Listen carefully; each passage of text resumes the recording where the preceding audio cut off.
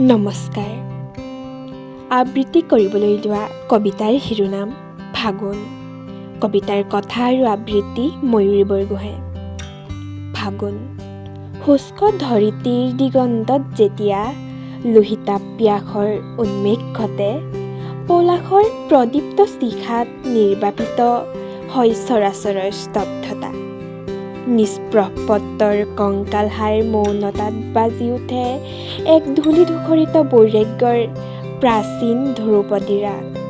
তুমিতো অৰণ্যৰ বিবাগী ঋষি, হে ফাগুন। তোমাৰ উদ্দাম নিশ্বাসত কঁপি উঠে পাৰিজাতৰ স্পন্দিত আত্মা।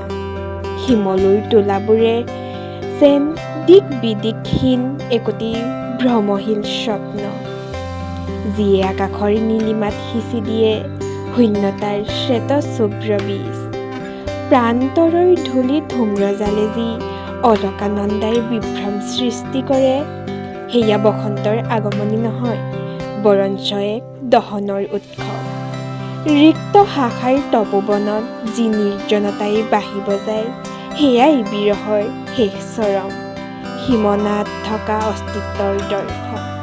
সেই ৰক্তিম পিয়াসী কালপুৰুষ, তোমাৰ ৰিক্ততাই কঢ়িয়াই আনে পূৰ্ণতাৰ মহতী সম্ভাৱনা, য'ত সৃষ্টিৰ আদিম বেদনা আৰু ধ্বংসৰ নান্দিকতাই একেটি বিন্দুতে লীন হৈ লিখে এক অনামী অবিনশ্বৰ কবিতা।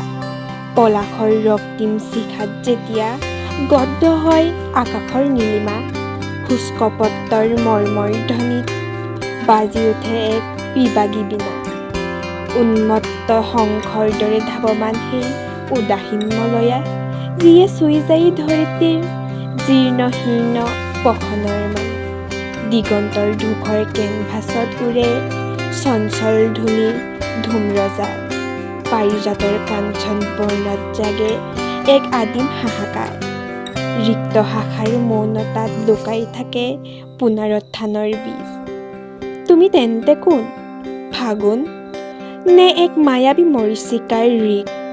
শিমলুৰ তোলাবোৰে যেতিয়া মেঘৰ সৈতে পাতে মিতিৰালি, বুকুৰ শূন্যতাত জাগে এক অনামী বিৰহৰ জোনালী।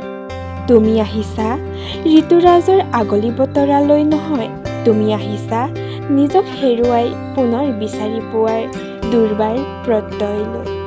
উন্মাদ বতাহত কঁপি উঠে যি অৰণ্যৰ পিয়াসী হিয়া, সেয়াই তোমাৰ ৰিক্ততাৰ বুকুত খোদিত এক শাশ্বত কবিতা।